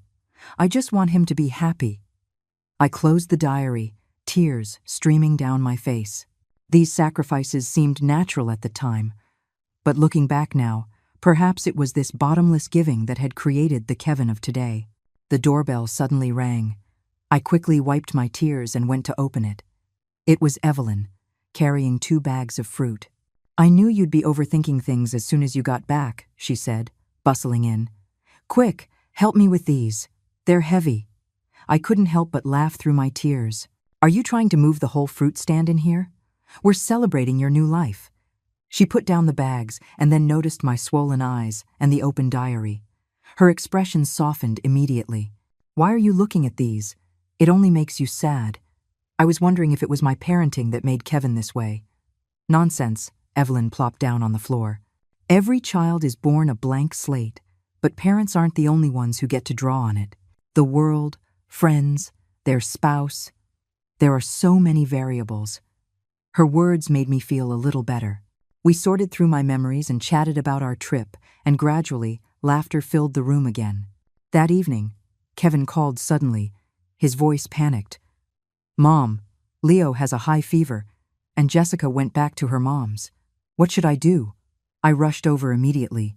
Leo was curled up in bed, his face flushed, his forehead burning. Kevin was fumbling with a thermometer and fever reducer, completely lost. Have you taken his temperature? I took the thermometer. 102.5, his voice trembled. Mom, should we take him to the hospital? I checked Leo's symptoms and determined it was just a fever from a common cold. Let's try to bring the fever down with a cool cloth first and see how he does. Throughout the night, I taught Kevin how to sponge Leo with lukewarm water. how to give him medicine on time, and how to monitor his condition. He was a diligent student, but his eyes were full of self-reproach. "Mom," at 3 in the morning, after Leo's fever finally broke and he was asleep, Kevin said in a hoarse voice, "You used to take care of me like this all by yourself." I gently patted his back, just like I used to when he was little. It was so hard, he lowered his head. "I didn't even know you're supposed to wait 4 hours between doses of fever reducer." At that moment, I suddenly understood what Evelyn had meant. Kevin wasn't inherently selfish. He had just never truly grown up, never experienced the responsibilities of being a parent. At dawn, Jessica rushed back. Seeing a sleeping Leo and her exhausted husband, her eyes instantly reddened. "Mom, thank you." Of course, I stood up to leave. "The fever's gone. Just make sure he drinks plenty of water. I'm going to go get some sleep." "Mom?" Jessica suddenly called out to me. "I'm sorry for what I said before. It was very hurtful." I turned around and saw the sincerity in her eyes. I nodded. "We're family. Let's just let the past be the past." I slept for the entire day. When I woke up, there were 2 messages on my phone. One was from Evelyn. "How are you thinking?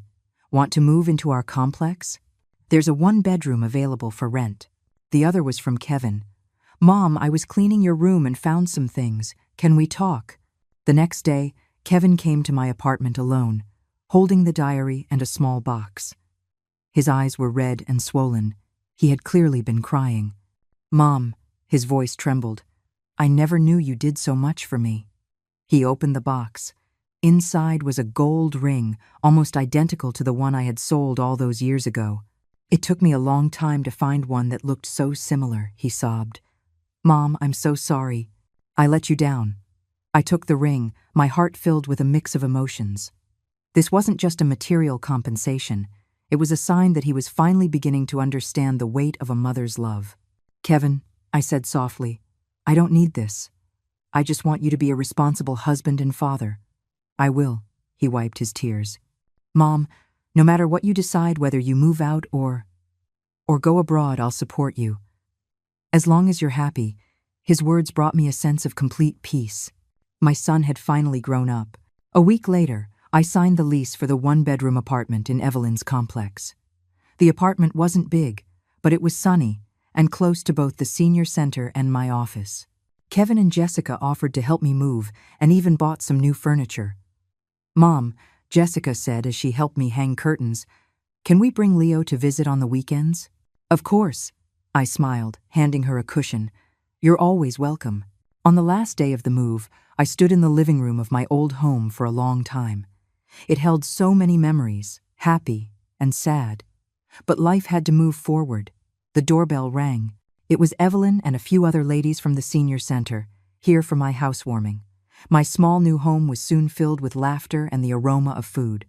"To a new life," Evelyn raised her juice glass. "To a new life," everyone echoed. The sunset outside was beautiful. At 51, my life was just beginning.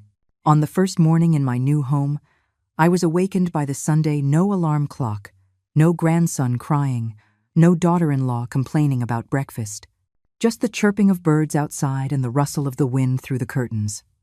I stretched, leisurely made a cup of coffee, and sat on my small balcony to read the morning paper. This luxurious tranquility was something I hadn't experienced in 30 years. The doorbell rang. It was Evelyn, holding 2 bags of breakfast. "I figured you wouldn't have prepared anything." We chatted as we ate.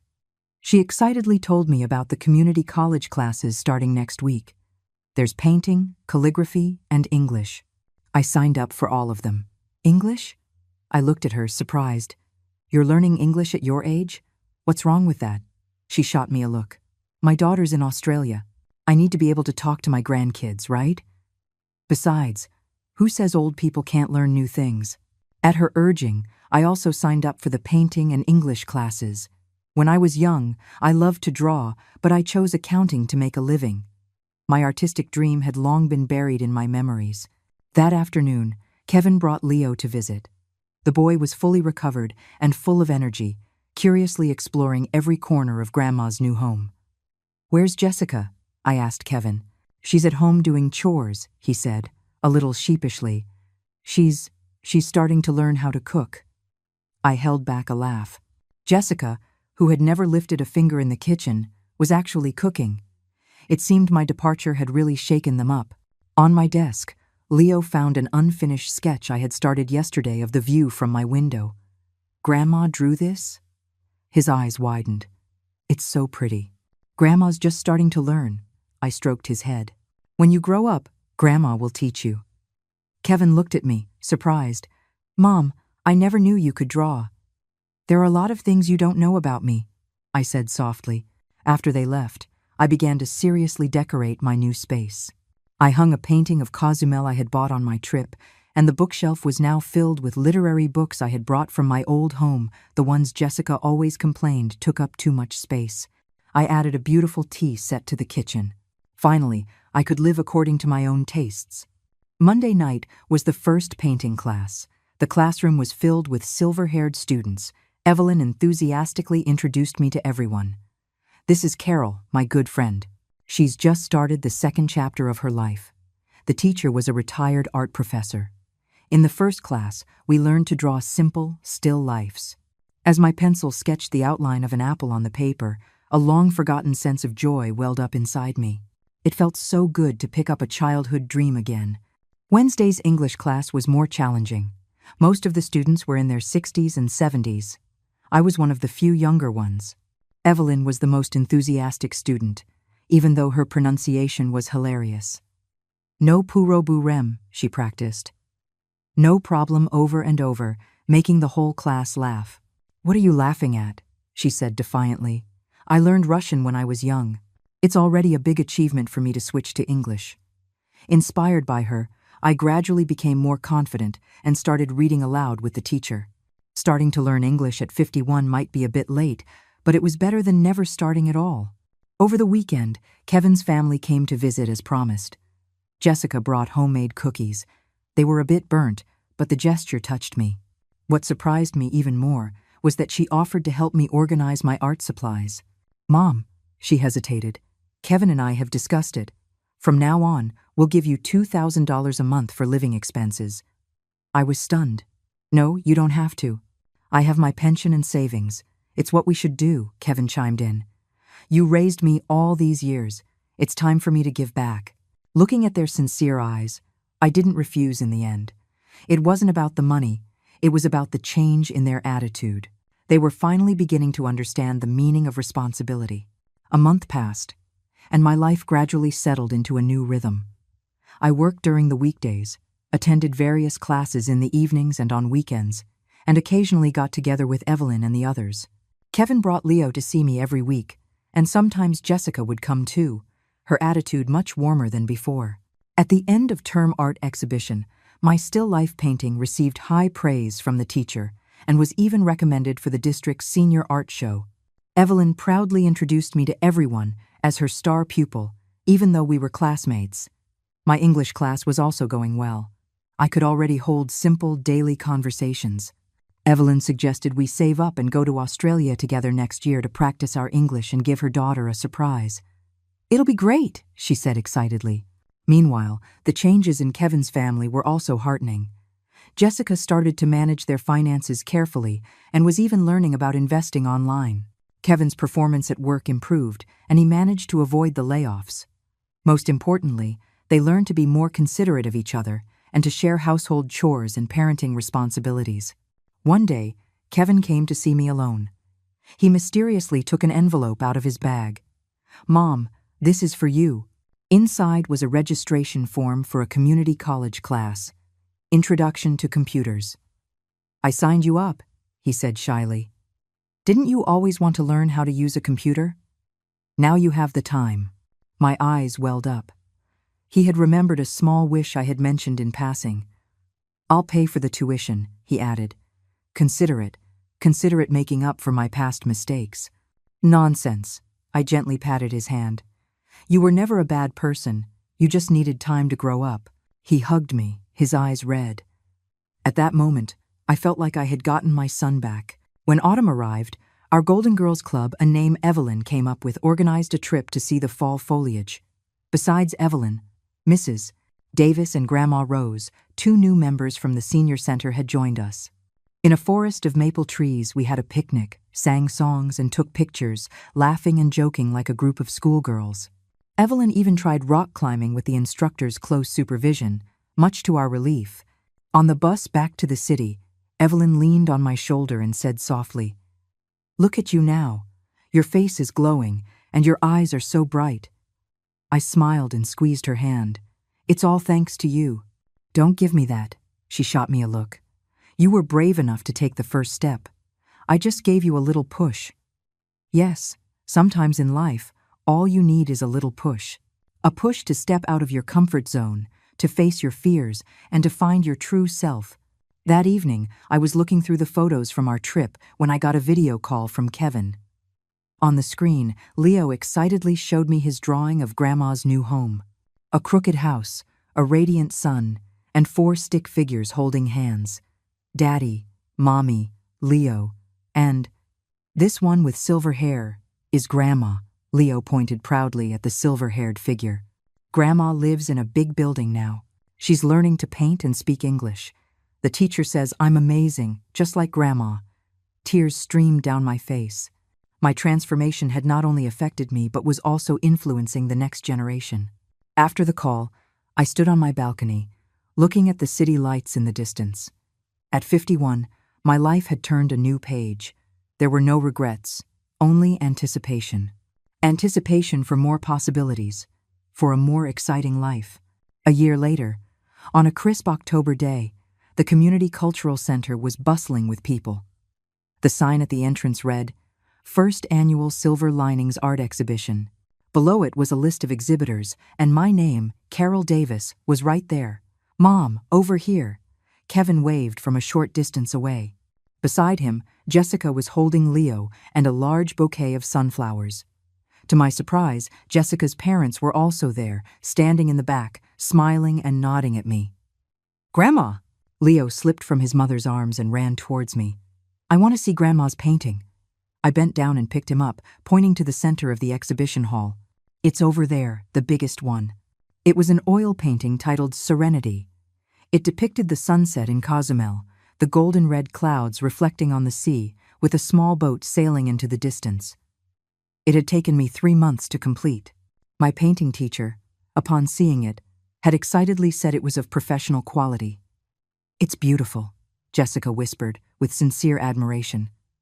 "Mom, I never knew you were so talented. It's not too late to find out now." I smiled and squeezed her hand. Over the past year, our relationship had improved dramatically. Jessica no longer treated me as a free babysitter and ATM, but genuinely respected me as her mother-in-law. She even started asking me for parenting advice, something that would have been unimaginable before. "Miss Davis," Evelyn's booming voice came from behind. "Your fan club is here?" I turned around and almost burst out laughing. A dozen seniors from the center were wearing matching custom t-shirts with my painting and the words Carol Davis Global Fan Club printed on them. Evelyn proudly announced it was her idea. The exhibition officially began, and a crowd quickly gathered in front of my painting. Kevin acted like a professional agent, introducing my artistic career to people with such exaggeration that it made me blush. Leo proudly announced to everyone, "My grandma painted this." "And now, we would like to invite our exhibitor representative, Miss Carol Davis, to say a few words," the host announced. I nervously walked up to the small podium, looking at the familiar faces in the audience. Kevin's family, Jessica's parents, my friends from the senior center, and my painting teacher and classmates. A year ago, my voice trembled slightly. I was a woman who was afraid to even say no. To be standing here today, I have many people to thank. I thanked Evelyn for her little push, my family for their change of heart, and my teachers for their guidance. But most importantly, I thanked myself for taking that brave first step. At 51, I did the most rebellious thing in my life. I lived for myself. I held up a small art book, a collection of my works from the past year. Its title was The 51-Year-Old Rebellion. Thunderous applause erupted. Evelyn was wiping away tears in the audience, and Kevin stood tall with pride. At that moment, I felt an immense sense of happiness and fulfillment. After the exhibition, Our whole family had dinner with Evelyn and the others. During the meal, Jessica suddenly stood up, raised her glass, and said, "Mom, I want to formally apologize to you. I was so thoughtless before." "It's all in the past," I patted her hand. "Isn't this much better?" "Much better," Leo chimed in, making everyone laugh. After dinner, Kevin quietly pulled me aside. "Mom, Jessica and I have an idea. We wanted to see what you think." It turned out they wanted me to pick up Leo from school 2 days a week, and then we would all have dinner together as a family. "Of course, if you're busy, that's fine too," he added cautiously. I understood. This was their way of expressing love not as a demand, but as an invitation. Not out of control, but out of respect. "I'd love to." I nodded with a smile. On the way home, Evelyn mysteriously handed me an envelope. "Open it." Inside was a travel plan. Next spring, our Golden Girls Club would be embarking on an expedition to Africa for a 2-week wildlife photography tour. "Didn't you always want to see the African savanna?" She winked. I checked. "This is the best season to see the Great Migration." I hugged this old friend who had changed my life, my heart filled with gratitude. The rebellious trip a year ago was just the beginning. Now, I was ready for more adventures and challenges. That evening, I sat at my desk, opened a new sketchbook, and began to brainstorm my next piece. Outside, the stars in the autumn night sky were exceptionally bright. My 51-year-old rebellion had helped me find myself. My 52-year-old new life was waiting for me to paint it. The brush glided gently across the paper, sketching the outline of a group of silver-haired women standing on the African savanna. In the distance, a red sun was slowly rising.